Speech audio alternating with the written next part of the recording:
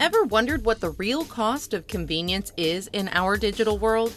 Tim Jensen, host of Intentionally Inconvenient, dares to question if convenience is truly the enemy of privacy. You'll explore the essence of privacy, why it's worth pursuing, and debunk the myth that it's a lost cause. Together, you will challenge the notion of, I have nothing to hide, and reveal why every bit of your information matters. Remember, all hope is not lost. It's time to reclaim your privacy in this intentionally inconvenient reality. Hi, and welcome to Intentionally Inconvenient, where we talk about personal freedom through securing our privacy. My name is Tim Jensen, and I am your host.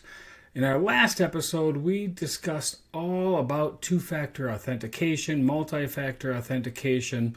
Today, we're going to discuss the enemies of privacy. So, up until this episode, we've been playing defense. We've been talking about actions that we take to defend what's already ours. Starting with this episode and for the next several episodes, we're going on offense. We're going to make some changes that are going to stop the enemies of privacy from working against us. So that's very important. The first topic of discussion is going to be to identify the biggest enemies of privacy so that we can change direction. You got to remember that the only person that you can control is yourself. So you need to ask yourself, what can I do to make this situation better than it is right now? We're going on offense. We're going to stop the data leak. We're going to plug the holes that are giving away our privacy to people that don't deserve to have it. When we first began using these services that we're going to talk about, when we signed up for an account, everything was free. Well, we were presented with terms of service and privacy policies that we didn't read, that we didn't even try to understand at all. Right? Did you read them? All 100 plus pages of them? 40,000 plus words on those 100 plus pages?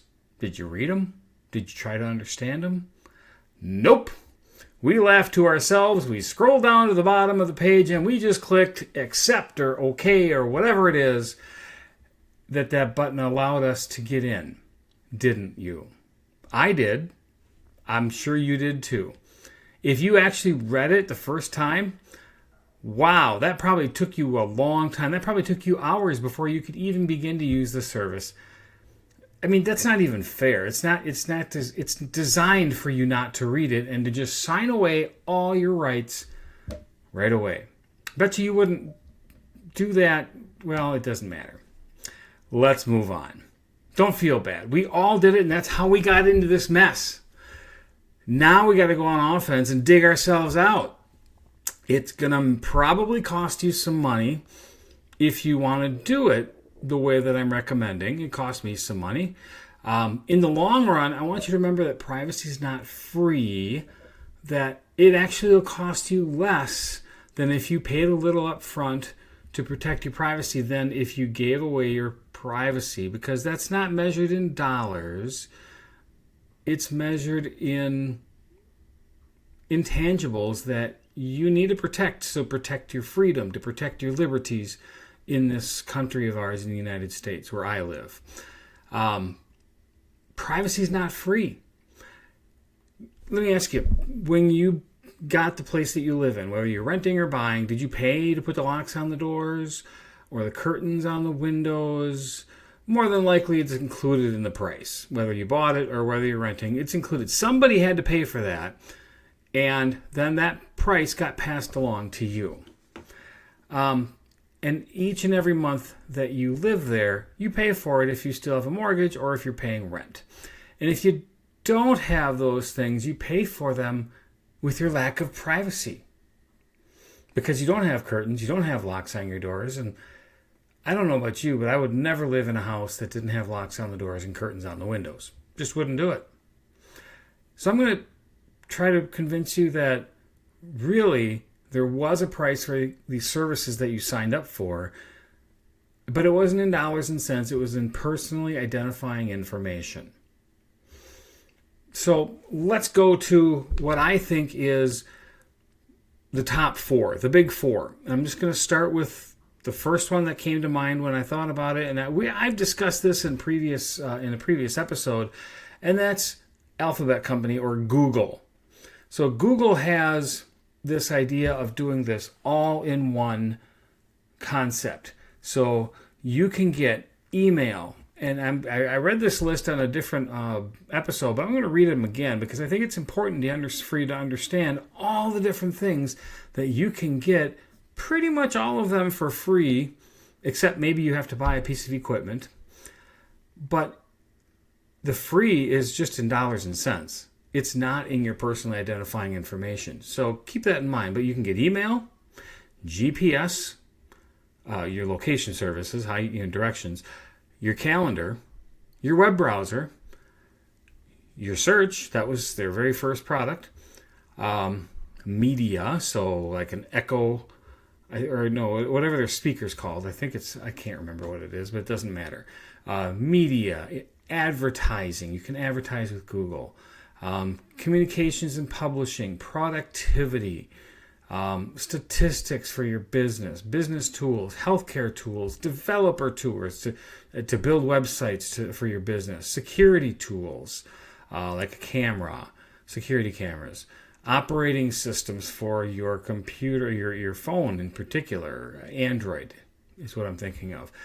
Desktop applications, maybe it's your Chrome browser. There's other things too, mobile apps, things for your phone. Hardware, so like the Google Pixel phone, other mobile phones, there's a ton of them. Wearables like your watches, your Jamboard, your Google Hub, which is a speaker, home Internet of Things devices, IoT they call it, like the mini speaker, the smart speaker, the Mac speaker, the Chromecast, the Nest thermostat, the Nest X Yale, which is a smart lock. Your Nest Secure, your Nest Hello, which is a smart doorbell, your thermostat, which is different than the Nest thermostat, a Wi-Fi, just to name a few.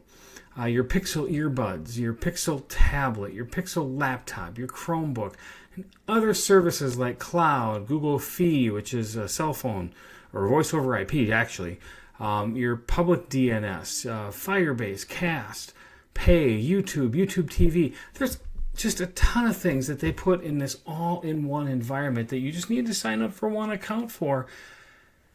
But think about all the information you're giving away. They can read your email. They'll be worse than Santa Claus. They'll know when you're sleeping. They'll know when you're awake. They'll know when you've been bad or good, among other things. They'll know where you are, when you were there, what route you take, what you're shopping for a lot of times, because you're browsing online, you're doing search, you're looking for stuff to find, you're researching. If you're running a business, you can get all kinds of statistics that can help you run your business and be more profitable.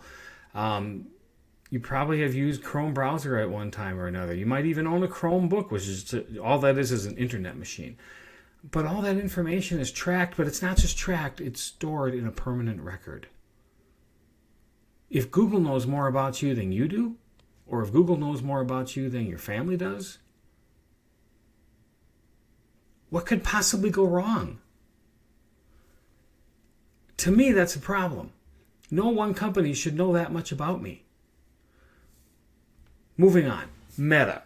They have Facebook and they have Instagram and probably some other things, WhatsApp, all these things. If you sign up for a Facebook account, I just looked at my Facebook account today. You put your name, your address, your phone number, your email address, past and present, potentially. Any website that you might direct people to, whether you own it or it's your favorite, your gender, your birth date, who your spouse is, who your children are, other family members. You could name your cousins, your in-laws. You might put your employers, both past and present. There's a whole list of past and present employers on some people's profiles.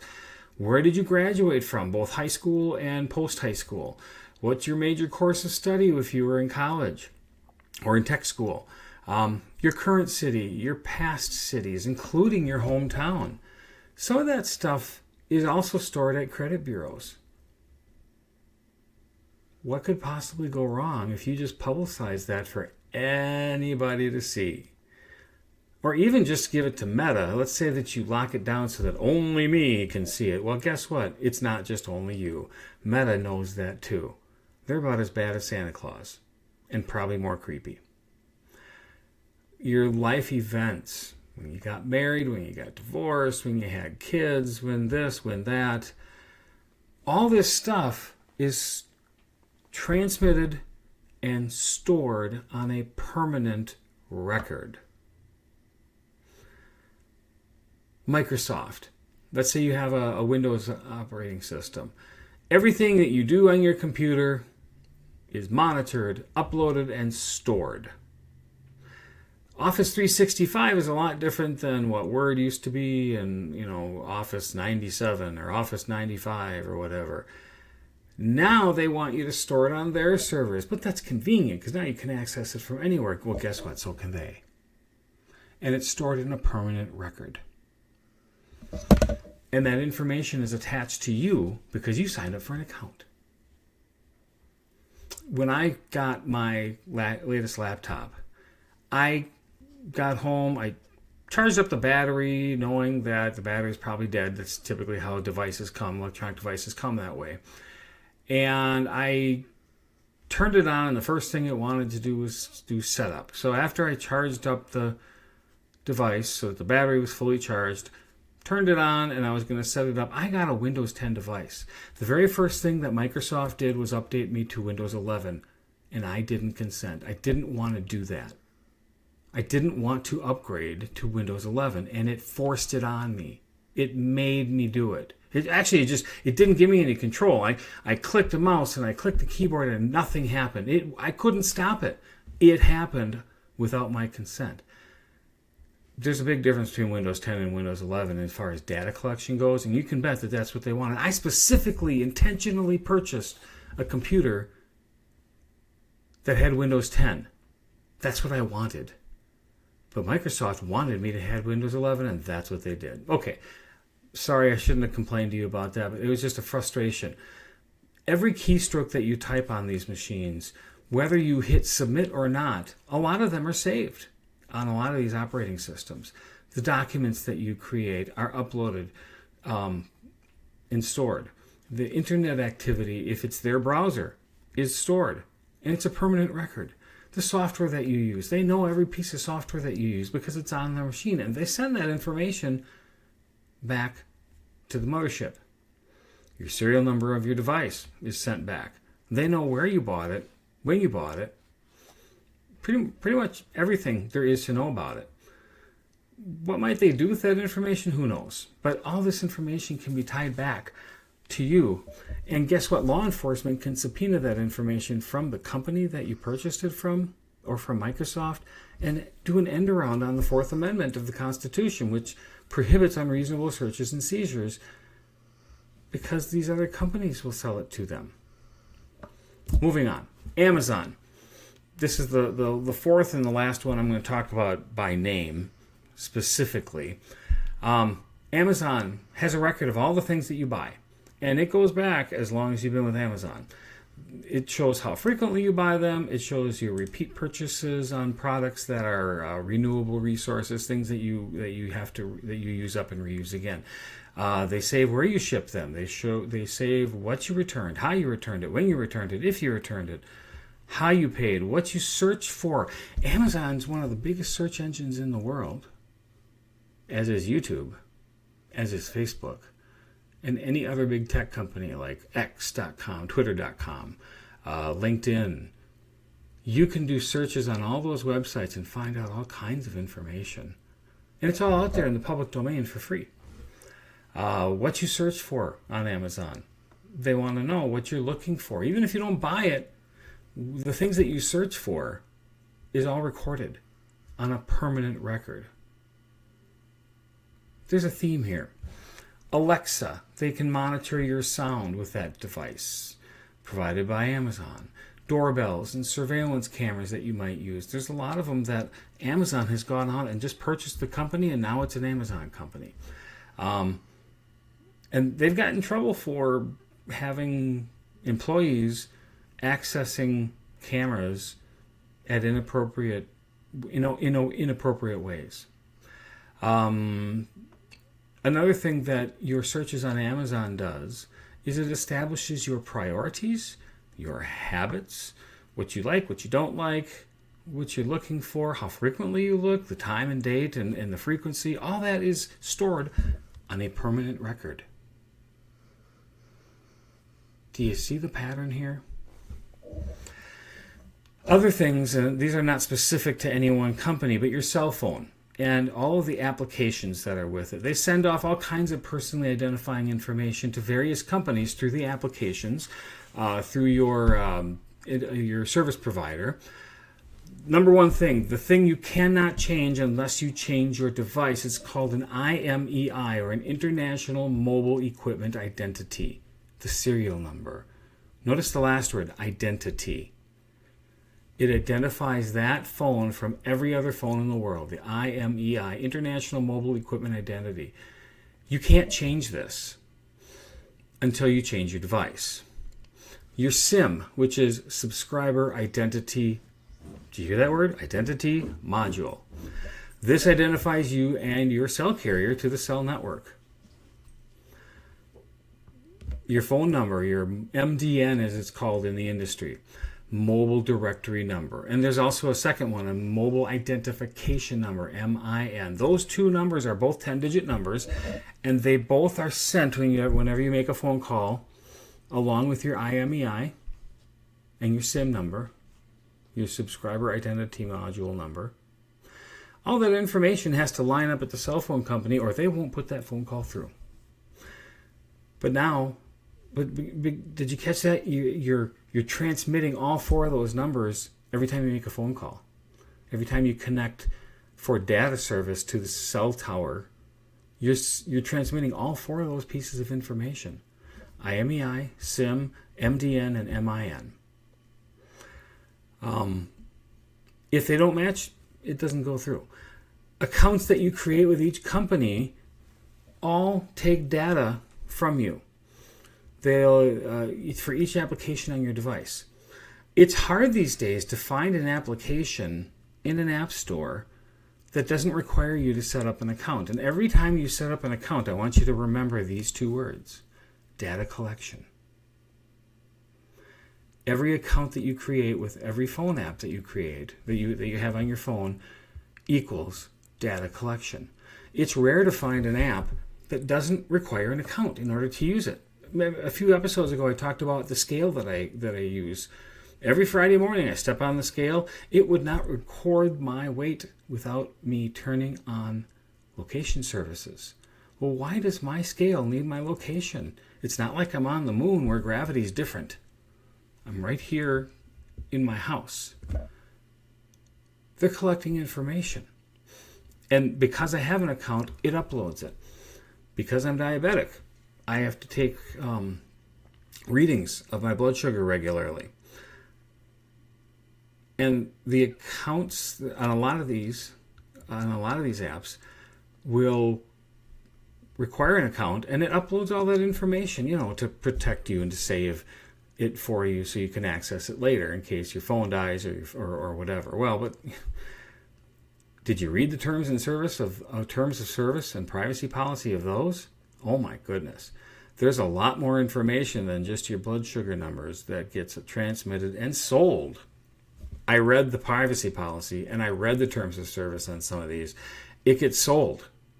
And you are giving them the permission when you sign up to send that information.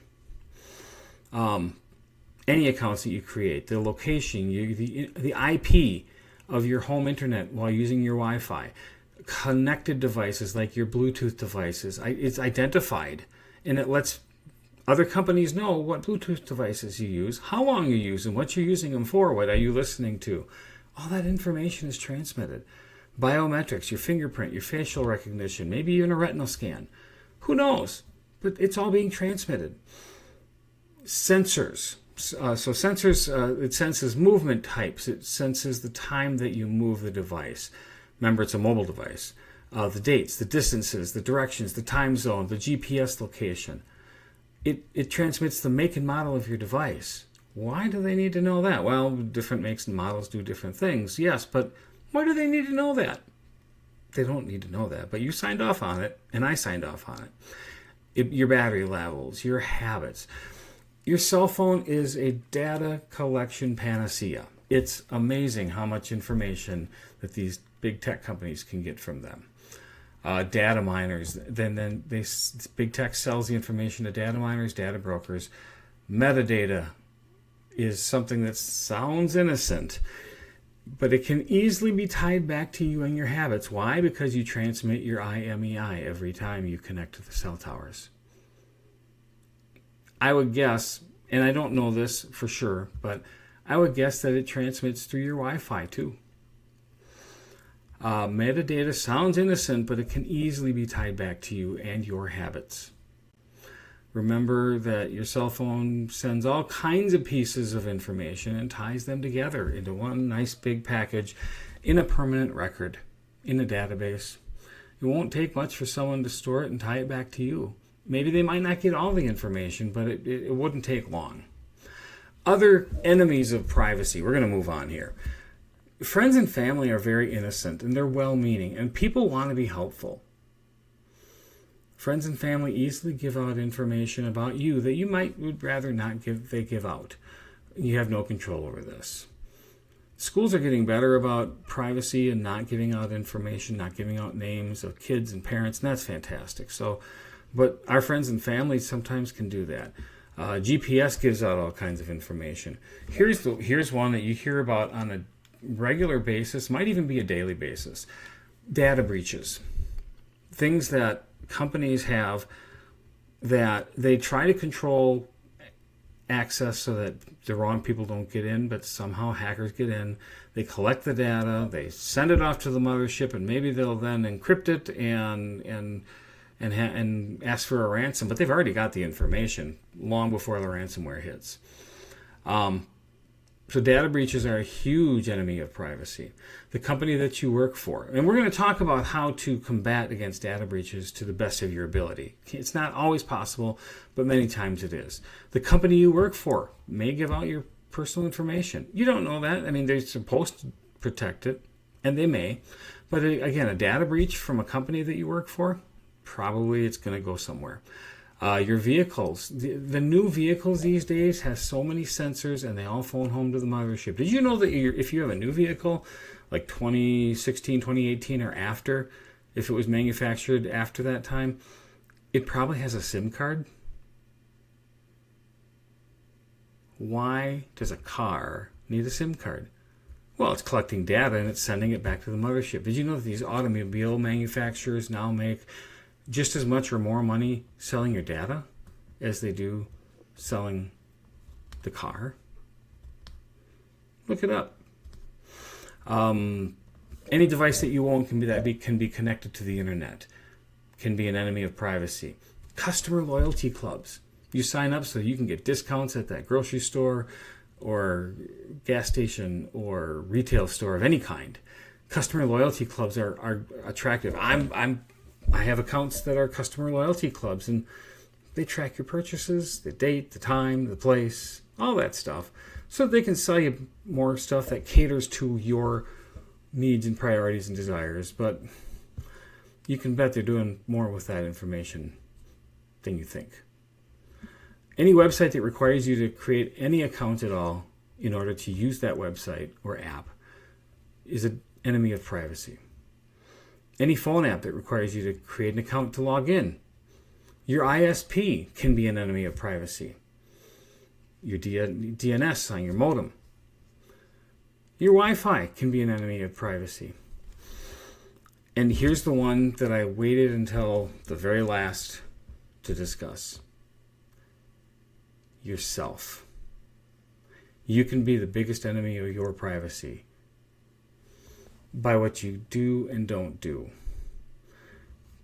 Accepting terms and conditions without reading them, accepting privacy policies without reading them, thinking that you have nothing to hide, and acting as though nothing is bad. It's all good, no problem. You can be the biggest enemy of your own privacy. unless you have a change of heart and a change of mind that says, I'm going to defend my castle. I'm going to defend my family from all of these people that are sending out my information without my permission. Now, yes, you signed off when you agreed to whatever service or product that you were going to use. I did too.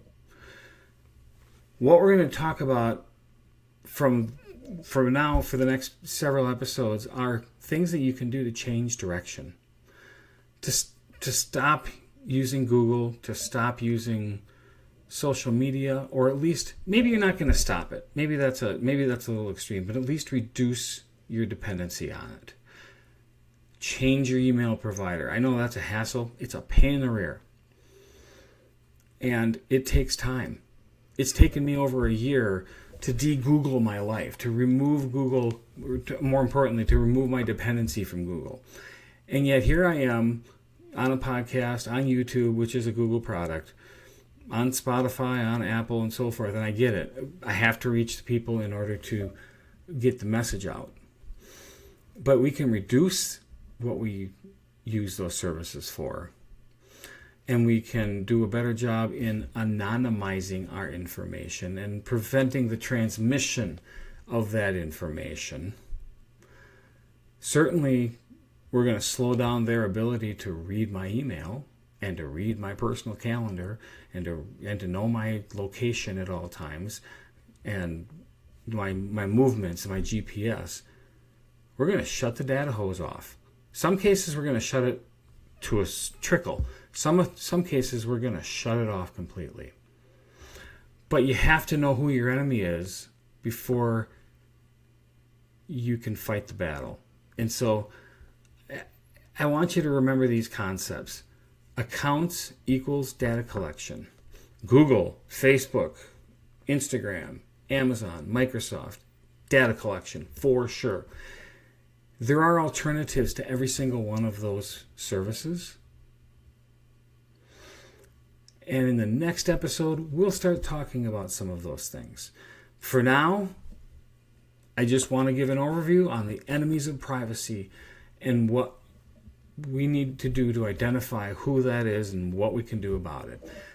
Next time, we'll start talking about changes that we can make. And the first thing I'm going to recommend is email changes. For now, I'm Tim Jensen. This is Intentionally Inconvenient. Thanks for listening. Stay safe and stay private.